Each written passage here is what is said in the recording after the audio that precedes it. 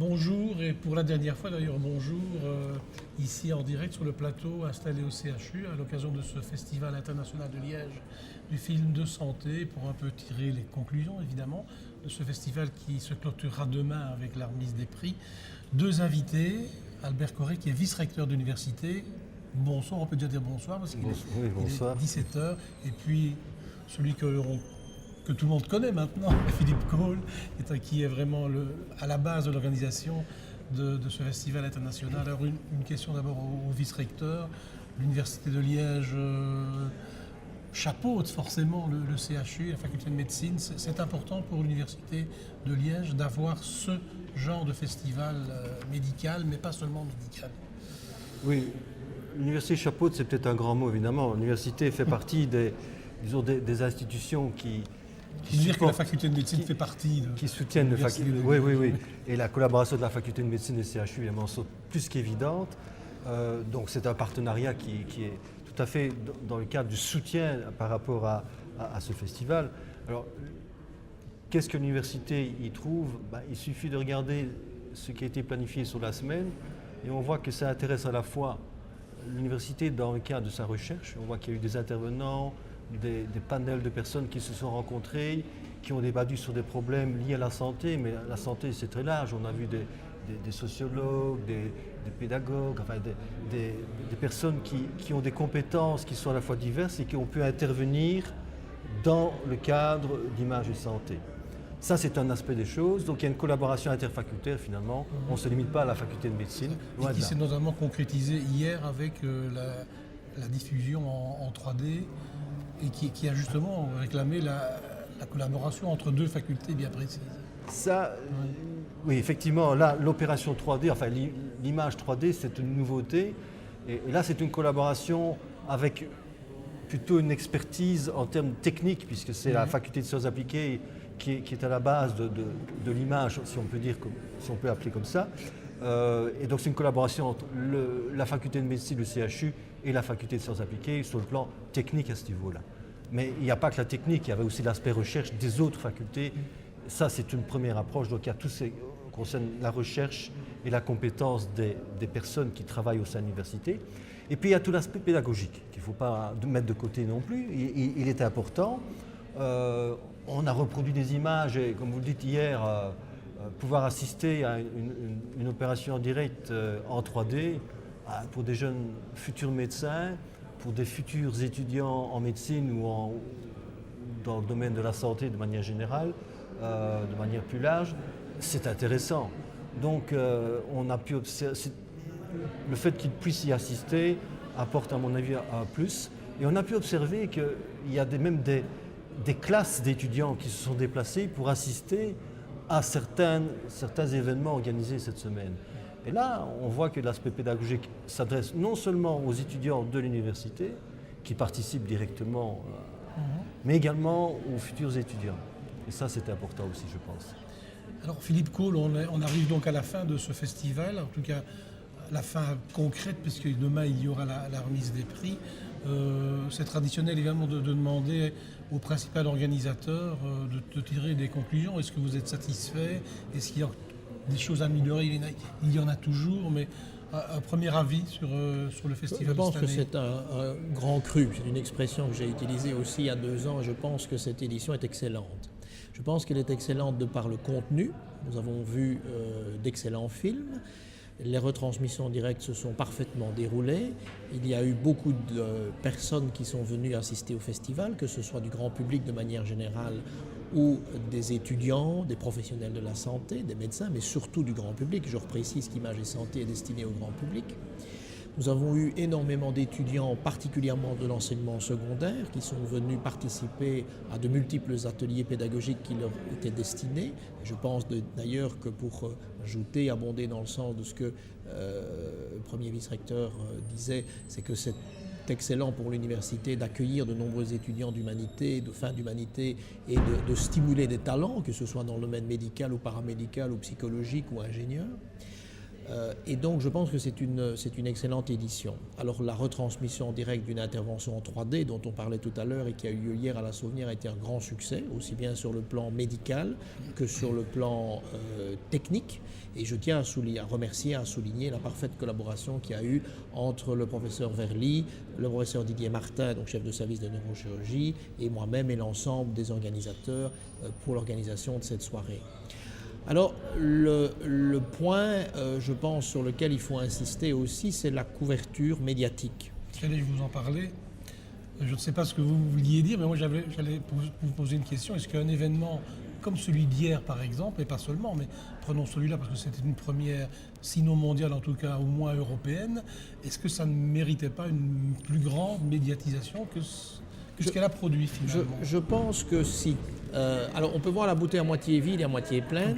Nous sommes à la 9e édition. Si on compare par rapport à il y a 2 ans ou surtout par rapport à il y a 6 ou 8 ans, la couverture médiatique est de plus en plus importante. Et pour la première fois cette année, et le vice-recteur était présent, nous avons fait une conférence de presse à Bruxelles, il y avait une quinzaine de journalistes présents, il y a eu des interviews à Radio Judaïka, il y a eu un article dans la Libre Belgique, dans Le Soir, donc, je suis passé plusieurs fois et d'autres personnes aussi à Vivacité par exemple. Donc ça je dirais que c'est la bouteille à moitié pleine. La bouteille à moitié vide, c'est que je pense très sincèrement qu'un festival de cette importance, avec plusieurs milliers de personnes présentes, une retransmission d'intervention chirurgicale destinée au grand public, une première au moins européenne et peut-être mondiale qui est une retransmission directe d'une opération neurochirurgicale en direct en 3D stéréo, mérite une couverture extrêmement ample. Je pense que si, et je l'ai déjà dit, que si le même festival avait lieu à Paris, il y aurait une couverture sur TF1, et s'il avait lieu à New York, il y aurait probablement même une couverture sur CNN. Mais je pense que nous ne devons pas nous décourager, au contraire, on doit être content de ce qu'on a fait jusque maintenant, et je pense que l'on doit avoir des perspectives de développement pour la 10e édition dans 12 ans et pour le 20e anniversaire dans 4 ans, parce qu'on a commencé en 94. Et j'espère que nous irons tous ensemble, le CHU, l'université, la province, dans ce sens-là. Alors justement, je pose la question au vice-recteur.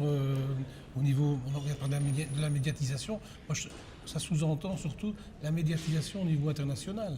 Parce que vous avez cité des médias qui sont des médias francophones. Hein. Mais au niveau international, il y a d'ailleurs le festival porte l'adjectif international. Donc est-ce que cet aspect-là, on doit encore le renforcer? Est-ce que c'est utile pour l'université? On est toujours. Que oui. C'est toujours utile. Je crois qu'on ne peut pas éviter de dire que c'est toujours utile. Évidemment, un peu plus de positivisme en termes de relations est toujours bon pour l'université, évidemment. Plus on est connu, mieux c'est.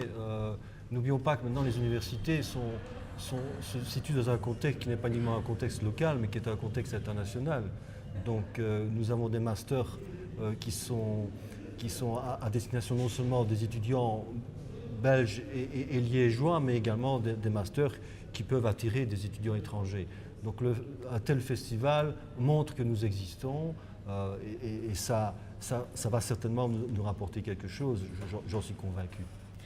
Alors justement, Philippe Cole, 2012, ce sera le 10e et donc le 20e anniversaire. En 2014, puisqu'on a commencé en 1994. Enfin, on peut discuter sur ce genre de choses. Je ne suis pas très fort en mathématiques, malheureusement. Mais non, mais de toute façon, ce sera la 10e édition, donc il faut marquer le coup. Oui. On vient de parler d'une plus grande médiatisation au niveau international.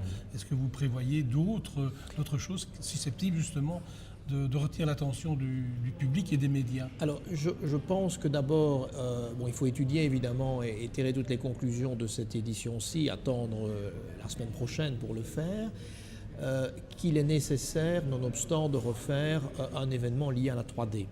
Alors, on verra d'ici 2 ans où la 3D sera, comment elle aura évolué. Je pense qu'à un moment donné, nous devrons avoir dans le cadre du festival une session spécifique avec des films en 3D.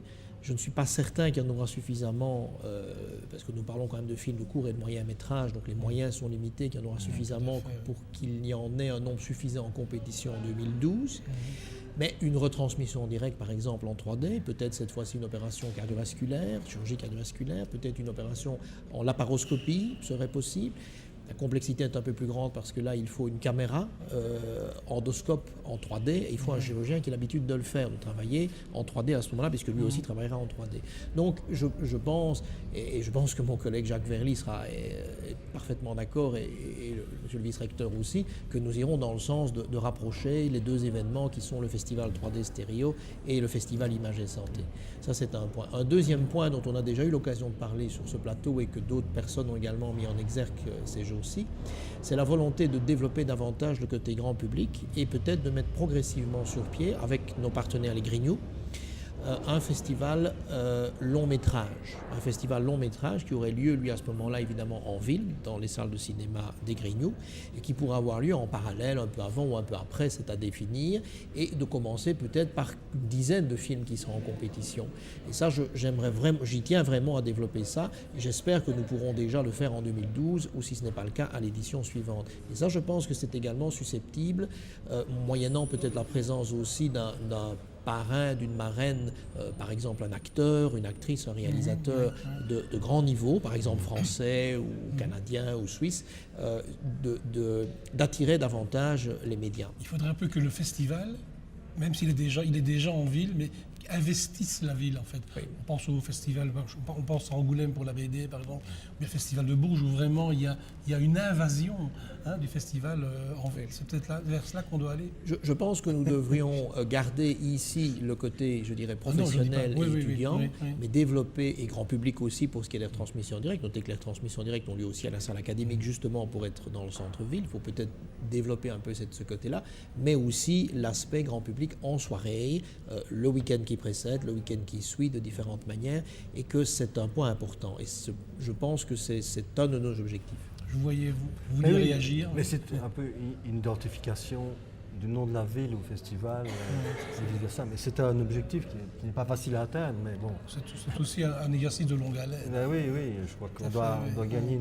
Le rapprochement entre les deux événements, je crois, est nécessaire parce que là, le 3D inévitablement va devenir de plus en plus commun, si je puis dire.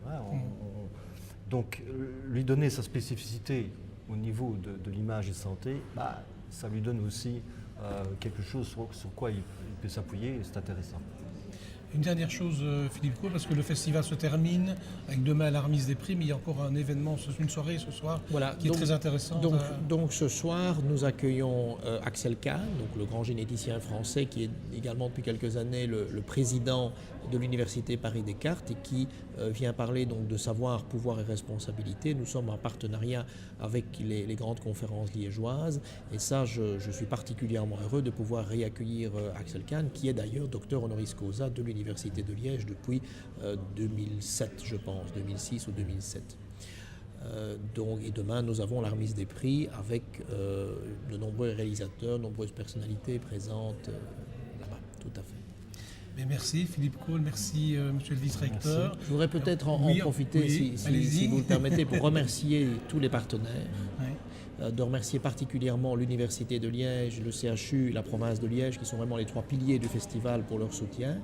Remercier également la région wallonne et les différents ministères compétents, en particulier Jean-Claude Marcourt, Philippe Henry et Madame Tillieu, et ainsi qu'à la communauté française, les différents ministres qui sont en charge et qui nous soutiennent, Madame Onkelings au niveau fédéral, et les différents partenaires publics ou parapublics tels que la Sofico et TIAS, les différentes firmes également comme Johnson & Johnson, Siemens et d'autres encore qui nous soutiennent, et je donne à tous et à toutes et à tous déjà rendez-vous en mars 2012 pour la 10e édition du Festival Image et Santé.